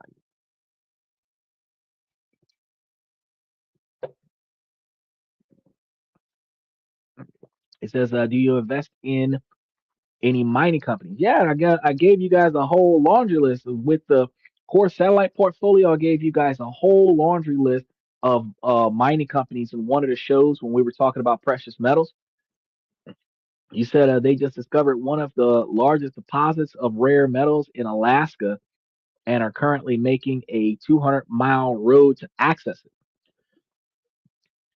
But I've been telling you guys about buying the ETFs related to precious metals and precious minerals since I covered the topic about precious metals and precious minerals. So if you want to get the show, you just type in precious metals or precious minerals or the word metals or the word minerals, and you'll get all the shows related to that.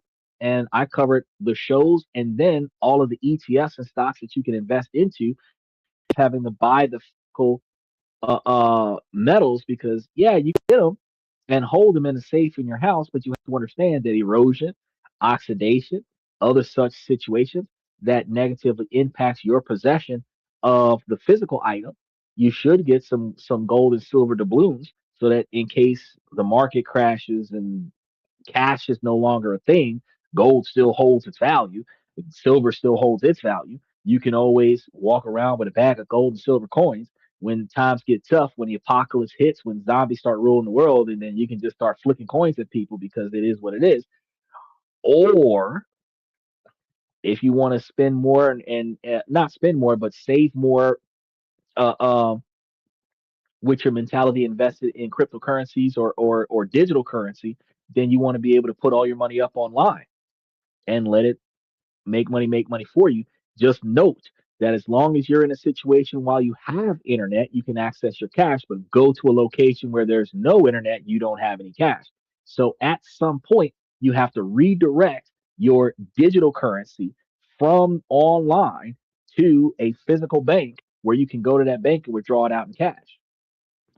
And you need to, at some point, take that money from that physical bank and put it into a physical safe in your house so that you don't have to worry about going to the bank in case there's no power at the bank. So at your house, you should have some gold and silver coins and some cash and maybe a watch and three or five or seven passports and a couple guns in a safe somewhere.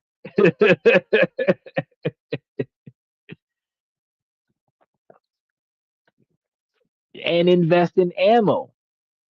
If the market does crash, it's great for bartering. You ain't trying to sell no ammo. You want to because what I thought what Jolin was up here talking about melting down silver and making bullets out of it. Man, at $52 an ounce, I am not about to knock somebody back with a $52 bullet. That's okay. I'll go get them dollar RIP G2 research ammos and $1.25 a piece and fuck them off with that. I'm not trying to. I'm not trying to barter with bullets. Yeah, I can barter with bullets, but it's going to be a round in a barrel, not for sale. If we're going to negotiate, we're going to negotiate the way the pirates negotiate. We're going to have a parlay. If the government collapses, no martial law. We're the only person that's got the loudest voice is the one with the most ammo. So, I want to be the one that's got a lot to say. So you're right, definitely. You want to make sure that you get a lot of ammo. You want to get a lot of ammo. You want to have backup firearms. You want to have more than one. It's good to have one, but it's good to have three. You want to have a short range, a mid range, and a long range. Do you need a whole room full of ammunition? I don't think you need a room. I don't think you need a whole back room that's nothing but firearms because you can only use so many of them at a time and they can take more of it from you if you collect more of it. But if you've got three, a handgun, a shotgun, and a long range rifle, that's pretty much all you need. You got your long range rifle to catch them before they get to your house. You got the short range shotgun that can hit them when they get to the door, and then you got the handgun that you take with you to slice them up when they're inside the rooms. You say you got tens of thousands. I know George Zimmerman has tens of thousands too, but he ain't got none now. They'll take it. Now, another tool that we think about when we're working on our behavior patterns with our retirement is the 48-hour rule. Because when you feel overwhelmed with the urge to sell, you want to impose a mandatory 48-hour cooling off period, which worked well when Donald Trump had that tariff thing happening. Everybody tried to sell over the weekend. Monday, the market dipped. Everything went back to normal on Tuesday. I waited 3 days. I seen it and I was like, it'll bounce back. The next day it bounced back, right? During that time, you must review your written financial plan when you're looking at how things are not going the way you wanted it to go. This is a small gap of time that allows you to and your rational brain to catch up with your panicked and emotional brain. The third pitfall is going to be the flip side of fear, which is performance chasing, and FOMO, which is fear of missing out. A lot of people have this experience, especially women. Cowgirl was up here talking about that the other day. "Oh, we don't want to miss out on life. Trying to save up for our future while saving for our future is good. We should just go with the flow in life." And I'm like, no, no. You should be able to put away a little bit of this, spend less money on your baseline so that your baseline is 30% of your standard of living. Then you have 20% of your money that you can waste on living life to the fullest right now. And then the other 50% you put towards your retirement. If you're living at 95% of your income and you reduce your spending by 20%, you're now living at 75% of your income and putting away 25%. If you can't cut back another 15% of baseline spending, you don't need to be having fun with nobody else. You need to be getting a smaller house, getting a smaller apartment, moving out of the expensive neighborhood to show up for your friends, trade in your expensive car and buy you a cheaper car. So you go from a luxury model to an economy size. You go from an SUV to a compact car. You want to go from financing to owning cash up front. You want to change the way you do things so that you're spending less money because of fear of missing out. You're trying to keep up with the Joneses. You want to live the life of somebody else's Instagram reel, where they're posting something once a month or once a year and a collection of stuff that they got up there. You're like, oh, they've got such a great life. That's not what they do every day. That's what they do once every blue moon. And blue moons don't come that often. If it was a red moon, they're doing it really often, right? Twice a year, probably. But in order for you to get that kind of lifestyle, you got to save for that. So if you see a particular stock that's going to go to the moon and you abandon your carefully crafted plan to pile into the hottest asset, often right before it peaks, the antidote again is that you have your written plan, a commitment to rebalancing. Your written plan is to have your constitution of rebalancing what needs to be rebalanced, selling some of what has done far too well and buying what has done poorly. Because when you're selling while the stock is high, that does trigger taxation, but you're buying into a stock that is low, which allows you to buy that one at a discount. And now you've benefited twice because you're going to get more dividends per share, but you're also going to profit on the difference of the stock after it grew.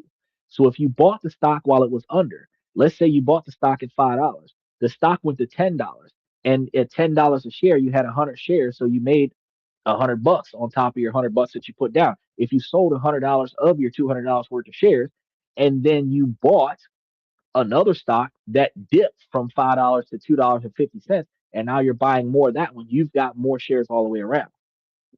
You profited the $100 in growth, but you're also buying $100 more of another stock that is worth 50% of its value right now, and you're still getting dividends from all of those stocks.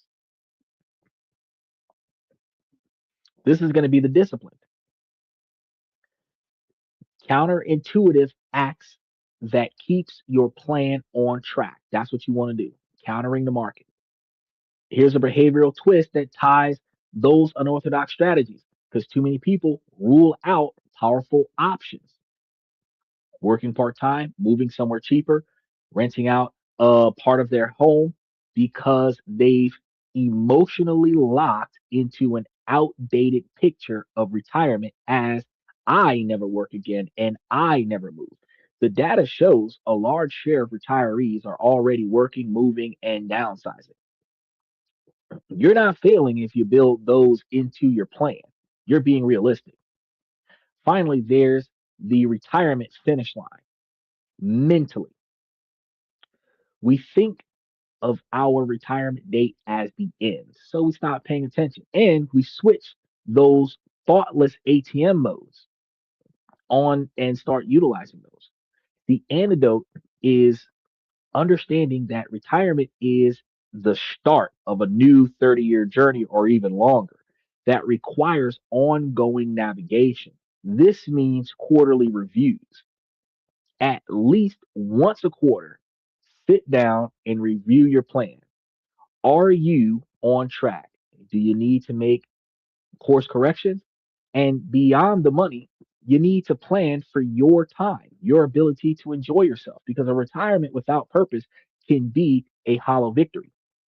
Integrating this purpose plan into your financial planning transforms retirement from a simple financial withdrawal to a rich and fulfilling new chapter of life. So, what's the big takeaway here? For decades, we've been sold a lie, the lie of magic numbers, a single solitary figure that promises security but delivers a false sense of confidence. It's a fantasy that crumbles under pressure because it ignores your personal spending, the march of time, market risks, and our own behaviors. We saw today that the median person is nowhere near this supposed magic number. And more importantly, that the number alone wouldn't be enough. The reality, the true path to durable financial peace of mind is not a number. It's a process. It's a 30-year plan. It's not a 20-year plan to get you started, 30-year plan to keep you going thereafter.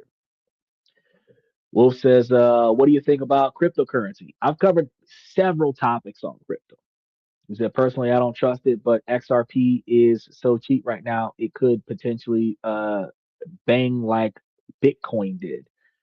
Nope, that's unrealistic. I've also covered a topic on XRP. You should go check out our topic about XRP and our topic about crypto because we covered that in extensive. We covered it. We covered it so much. We it's like being a dead horse at this point. Um, Cryptocurrency is okay if you know what you're doing. If you don't know what you're doing, it's advanced trading. It's highly volatile. There's a lot of profit involved, but the way the market fluctuates, you're likely to lose more than what you gain because you're not paying attention if you don't know what you're doing. It's not going to wait until you get that girl's phone number. You got to be paying attention to the market unless you're using trade bots and you program those trade bots to function well for you, right? Because trade bots can help you on the climb, but they don't really help you on the fall. You lose less, but you still lose. XRP is a transaction manager. It's not a currency, so you're not going to make money on XRP. XRP is investing in XRP is like investing in cash registers because XRP is a transaction platform.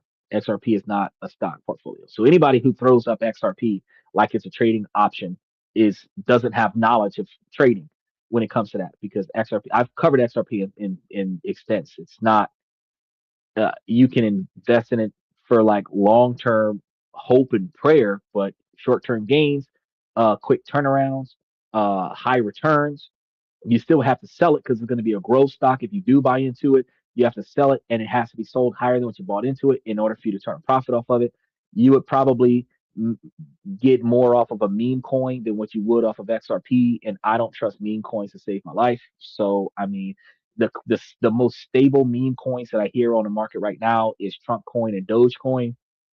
And I don't have either one of those because, I mean, it's meme coin. So, I mean, it's an interesting question to ask, but it's it's almost like asking the teacher, "What about a period?" during the topic of sentence structure. Kind of not grammar, but I mean, today's not Tuesday. The people who like to throw up XRP, they throw up XRP because they it's almost like heckling in a semi appropriate fashion because XRP is a bad idea. And anybody who buys into bad ideas like XRP is throwing their money away. You might as well just go to a strip club and just give it to all the hookers. At least you'll benefit from it. But like it's not. Don't get XRP. That's what I would tell you. Don't get XRP. But you can try your luck with cryptocurrency. But I would prefer that you uh, get more knowledge about Bitcoin and cryptocurrencies before you start buying into cryptocurrencies, because I mean it'll ruin your retirement, because you're gonna put all your money up there, and just like when the market dropped and it went from like 150 down to 87, you would have lost like half your money. If you was it doesn't matter if it was microtransactions or not, you would have lost half your money just because you put your money up there when it was hot, and then it dipped, and you're like, damn. And again, it's a growth stock, so it doesn't pay you dividends. So it's gonna it's gonna hurt when you do sell, because you're not gonna get back anything that you lost. The Bitcoin seems like it's going to tank. No, it's gonna stable. So it was on the rise when Elon Musk was partnered with Donald Trump, but when Donald Trump and Elon Musk separated, the stock tanked, because a lot of the green energy stuff that was passed in a big beautiful bill negatively impacts the way people was investing. So Bitcoin didn't go the way they wanted it to go, because Donald Trump did not pass the executive bills that they thought he was going to pass. Bitcoin is highly volatile when it comes down to political decisions. But Bitcoin is also, Donald Trump is supposed to be starting a sovereign wealth fund that's going to be based off of the crypto shares that's been seized from people. So I mean, if you're going to buy into Bitcoin and do a buy and hold, there's a 4% return on being the funding that backs Bitcoin. But that's almost like having a bond at 4% or 4.1%. If you buy and hold and don't do anything to it, it'll just give you a 4% increase. But it's not going to give you dividends. It's going to give you a 4% increase on the quantity of Bitcoin that you have. But if you sell when the market dips, even if you're getting that 4% increase annually, if the market dips below your buy-in rate, your 4% ain't going to matter. It's going to be gone. If it dips like 50%, if you had 4% increase every year, it's still going to dip below all the money you gained. But if it spikes the year that you sell, all the money that you got in interest plus your principal, you'd be able to get that back. So, if you want to, you can, but I recommend that you know the market before you get into it. Now, back to our retirement. This is going to be a plan that's going to be built around three pillars. First, a cash flow blueprint that stops you from thinking about an intimidating nest egg like buying wasteful stocks in XRP, and starts you to think like a CEO, where you're focusing on generating a reliable monthly paycheck, not wasteful spending, like throwing your money away into Bitcoin when you don't know anything about Bitcoin. Second, you're able to develop a risk management shield that transforms your fragile plan into a resilient fortress, actively defending that paycheck from the chaos of the market crashes and the silent thief of inflation. Third, a behavioral cockpit that acknowledges the greatest threat to your plan, which is you, and builds in a system and rules to keep you, the pilot, from making critical errors during financially turbulent times, like wasting money on bad deals. Layered on top of that is a set of unorthodox but very real levers: unretiring when markets are rough instead of panic selling, moving or geo arbitraging. Geo arbitraging means that you're going to live in a cheap place when things are expensive, and then go back to the expensive place when things go back down to be affordable. But this will lower your costs instead of trying to save an impossible number. House hacking or downsizing to turn your biggest expense into a source of cash flow, where you're renting out. You got a 4 or 5 bedroom house, you want to use one room, you rent the rest of the house out to other people to help you offset the cost of your house. Or you rent out the whole house, Airbnb it out or whatever, go live out of a van or something like that. And then you want to rethink what home looks like in retirement altogether. This isn't about being perfect, it's about being prepared. It's about moving from a mindset of, I hope this works, to a position of confidence saying, I have a system and I know it will work. A number is just a target, and a plan is a system. A target can be missed no matter how accurate you think your aim is. And a system can be adapted, endured, and ultimately succeed. Your financial future, which is your peace of mind, your entire 30-year or more retirement, it's far too important to be left to a magic number. It deserves a real plan. So if you want to keep digging into strategies that make a real plan, I highly recommend that you pay attention to some of the upcoming shows that we have on this for the best income strategies for this year, which we're going to have in the membership. Now, I have a question for you guys.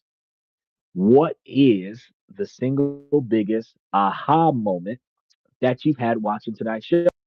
Was it the reality of median savings, hidden dangers of sequence risk, the power of unorthodox tools like geo arbitrage or unretirement, the idiocracies of XRP, the bad investment in cryptocurrencies, or the importance of a behavioral plan? Let me know in the comments below. Your feedback helps me understand what you're struggling with, and it helps everyone else in this community learn and grow too. So you guys got to pay attention to what we got going on. Now, yet again, I managed to just about get right there at our 2 hour mark almost. We're a little bit under it today. I'm on a roll. I got a theme here. Start late, end early. All right. On our way out, I'm going to say, ladies, as long as the situation doesn't make sense, I'm going to keep asking you, ladies, to make it make sense. So, ladies, please make it make sense. Fellas, I provide you guys with this information to help you guys become higher value men because if you not only improve your financial life, but you also improve your decision making skills, you can live yourself a better life. But it does require you to have logical and rational thinking first and foremost, and then circle back to paying attention to the things that are inside of your control that you can change, that you don't like, so that you can proactively change that and improve your life. Once you've conquered that, then you have the ability to focus on the things that are outside of your control and navigate around them. And ladies, while this is a male driven podcast from the male's perspective, you too can take the information that we're giving you and make yourselves higher value women as well by building your 20 or 30 or 40-year plan, reverse engineering where you want to be at in the future and figuring out what it takes to get there, taking the first steps today to build that plan, paying attention to your virtues, pay attention to your values, pay attention to your ambition, your drive, and your plan, specifically keeping your eyes and ears open for the available suitors that are able to enhance that plan, not just ride the waves of those guys' financial success, that they can actually enhance your plan. The two of you guys can come together and meet that plan together in half the time. Two people can make it to $1 million faster than one. That's a weird question. Where do you get all of this financial knowledge? Research.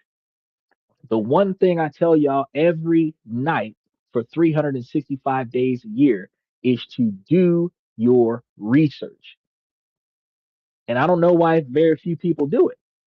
Special shout out to Steven. He does it. Michael does it. Bayside did it.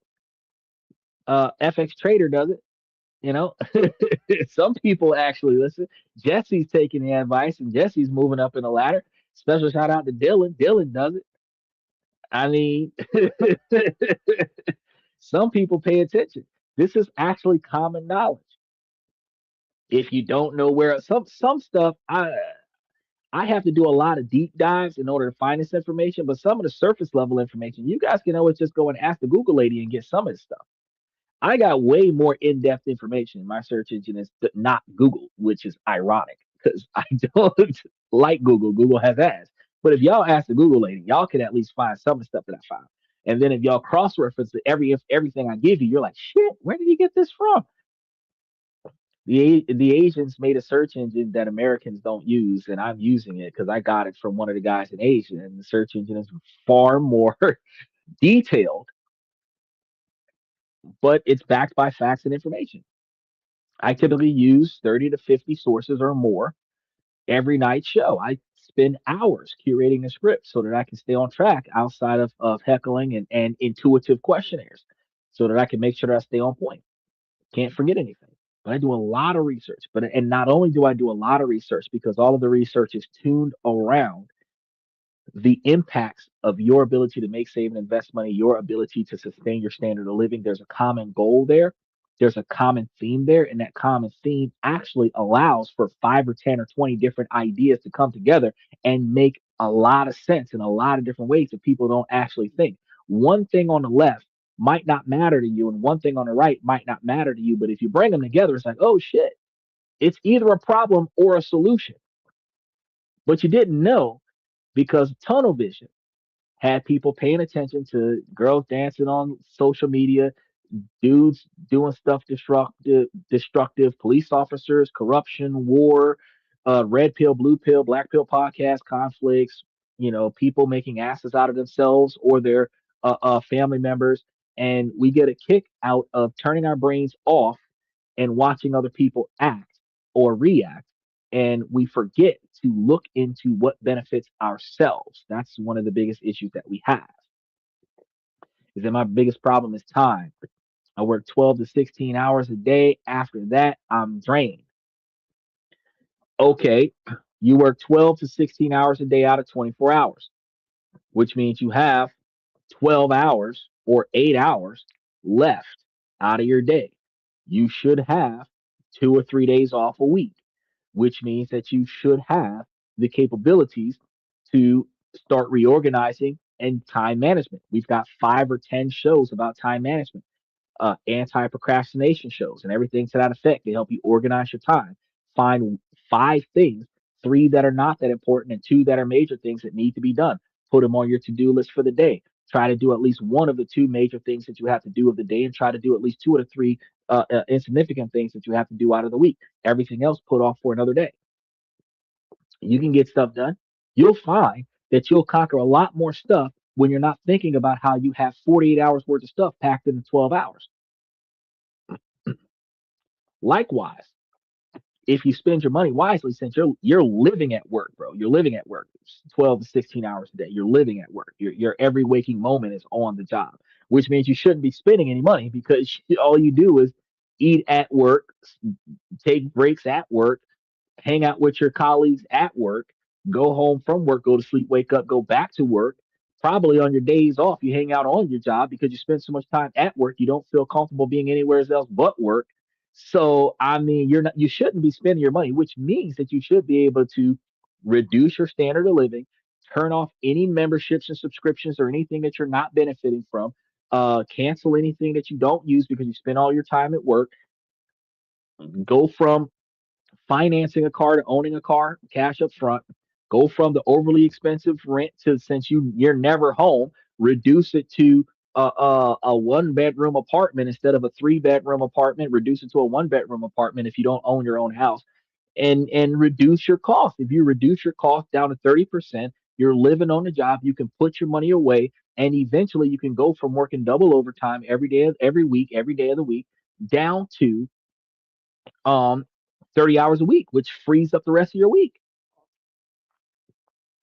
And if you're reducing your work from 12 hours a day, 7 days a week, down to 10 hours a day, 7 days a week, or even 10 hours a day, 5 or 6 days out of the week, where you have 14 hours a day to yourself and a whole full day off, that still gives you plenty of time to figure out where you're going to put your money, where you're not impulse buying, you're not wasting money on cigarettes and beer, you're not hanging out with the fellas whenever you have time off, you're not wasting money on taking girls out who aren't interested in anything other than what you're paying for them, and start focusing on your 20 to 30 year plan. There's a way that you can do it. People who say they don't have time are scared to try. It's not that you don't have time. You don't want to make the time. Because the time that you spent on my podcast, you could have done a window on window with your iPhone and be able to listen to the podcast in the background while you're listening to what I'm telling you about moving your money around so that your money is in a better spot. Opportunity cost. This is a 2 hour podcast, and during the 2 hours that you could have been asleep, you're on this podcast. You could have been moving your money around while you're listening to me tell you about how you can benefit from these things. And then you could do your research and say, hey, this does benefit me, and put your money in a place where your money's going to make money for you while you sleep. That's opportunity cost. That's taking advantage of a good thing. A miracle is just an individual that is taking advantage of the 0.01% opportunity of success. And you're still going to make yourself successful. But if you say it's hopeless, it will be hopeless. Those individuals that say I'm not always going to be like this, but don't put any time or effort into changing that, is not going to be any different than this. You have to change your frame of thought. You have to change your prioritization of time. You have to change what you do on a day to day basis so that you can start getting improvement. Because if you keep doing the same thing you was doing for the last 10 years, you're going to be in the same place 10 years from now that you are today. But if you start doing things differently today and start changing your life in 2026 so that 2027 is better, then you will be doing better. I own everything 226 acres, two houses, trucks, tractors, now a paintball field with contact maintenance. But that don't change the fact that if you working for all of this stuff, if this stuff isn't automated for you, bro, you have to stop working somewhere. You're gonna reach an age where you can't maintenance all this stuff. You're gonna need a crew to handle that 226 acres, somebody to maintenance the two houses, somebody to run the paintball field for you, somebody to fix the trucks and tractors, somebody to use your trucks and tractors, somebody to drive you around when you can no longer do it. You still got to make changes. If you want to go from 12 hours a day, 16 hours a day of work to 5 hours a day of work or no work at all, you still have to change your life. You can be a multi-millionaire and have no fucking free time to yourself. You can be built on financial success and still be stressed out every day of the week. But that still means you have to change the way you do you. If your money is looking right, but you still ain't got no free time to yourself, you still got a headache, you still stressed out, you still living from the moment you wake up to the moment you go to bed, struggling to make ends meet, struggling to keep things afloat, struggling to do more things than what you can delegate to other people. At the end of the day, you're not prioritizing your time. You don't have enough time because you don't make yourself time. If you got enough resources where everything could be automated and you're still up 16 hours a day running shit, that's because you just want to be there. You just want to be in charge of everything. But that's not retirement. Retirement is not being in charge of everything. Retirement is walking away from the responsibility and getting paid for the work without having to do the work. That's retirement. That's finally saying, look, I'm going to give you the keys to the office. Don't fuck it up. That's what it's about. And just keep getting paid off of it. The same way Vince McMahon gave it to Triple H and Triple H sold it to TKO and Vince McMahon is about to buy it back from TKO. When he retired, when Vince McMahon was done, he walked away from it. He was like, you know what? That's it. You know what I mean? And whatever happens to it happens. But you gotta prioritize yourself because just like I told Jolin, he's a roofer, broken foot, second time in a row. Bro, at some point your health is not gonna hold up 220 acres. At some point, your health is not going to hold up the two houses on the 226 acres and the paintball field. Eventually, you got to stop. And when that eventually comes, if you're not prepared to stop, how you going to take care of yourself? Especially when you need extra money to pay somebody else to take care of you for you. When somebody else got to feed you because you too old to feed yourself. When somebody else got to bathe you because you can't physically wash yourself. When somebody got to wipe your bottom and change your diaper and everything like that effect because you're too old to not be able to do it for yourself. When you reach certain ages, 80, 90 years old, you're not going to have the same motor skills that you have at 30 and 40. When you start getting 75, 80 years old, you're not necessarily going to be driving yourself on a regular basis. Some states be snatching your driver's license and be like, no. And you got to start getting a chauffeur.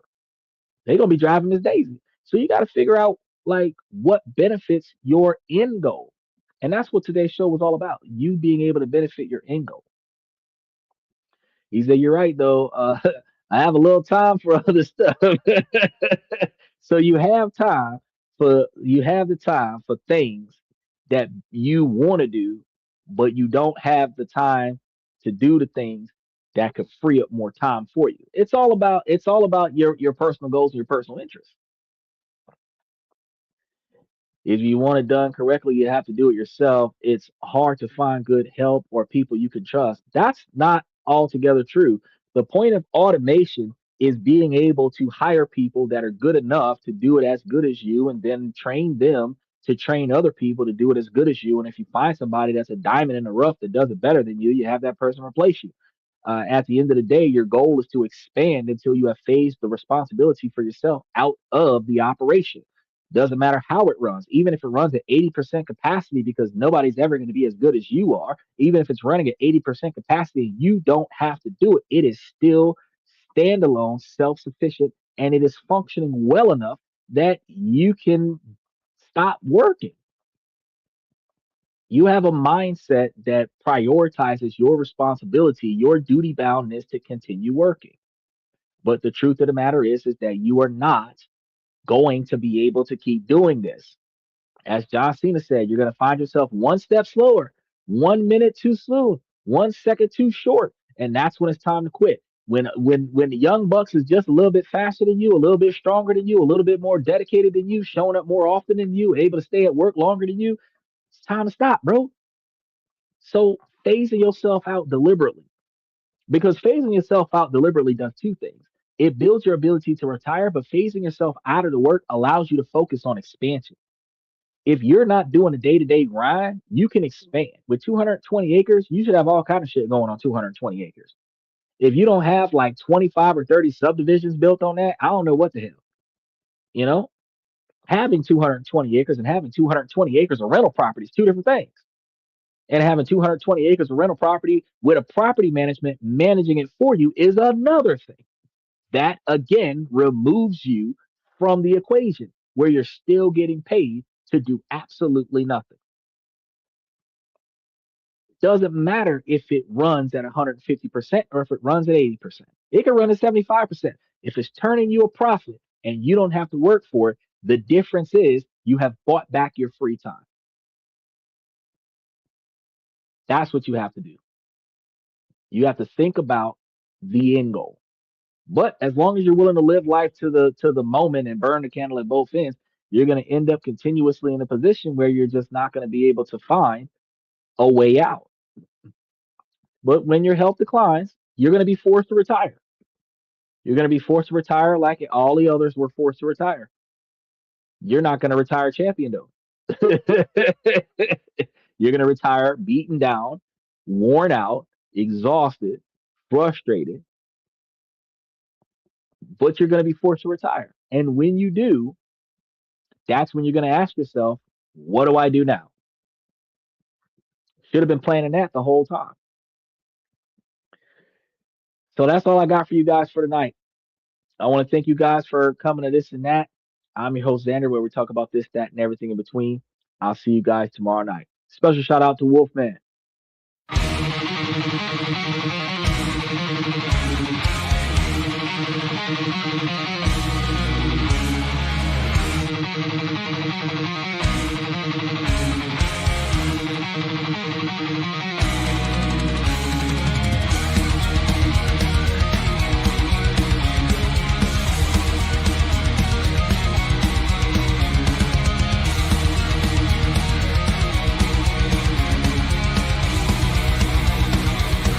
Higher ground!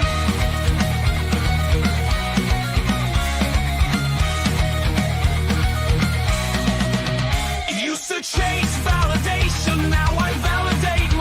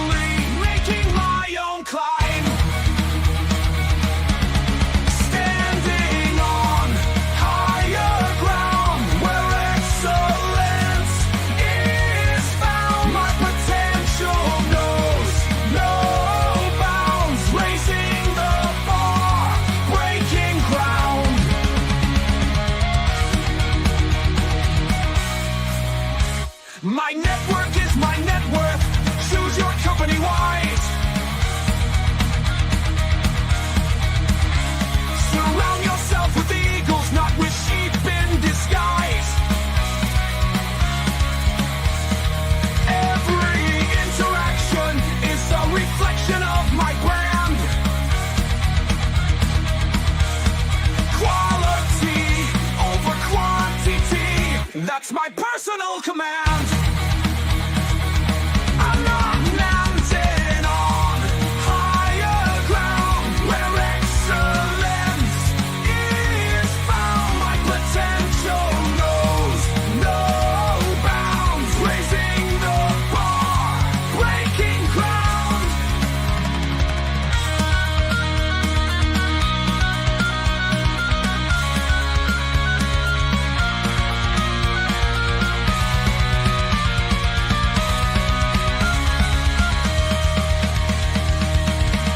I'm not just living, I'm manifesting my vision, cutting through limitations with surgical precision. My expectations are my compass, my respect is my shield to mediocrity and chaos. I will never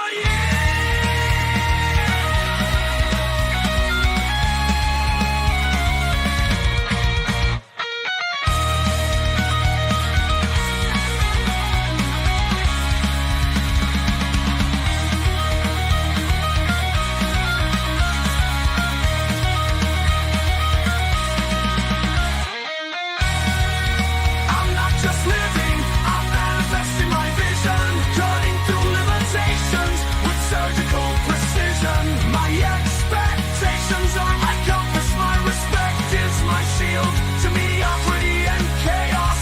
I will never yield.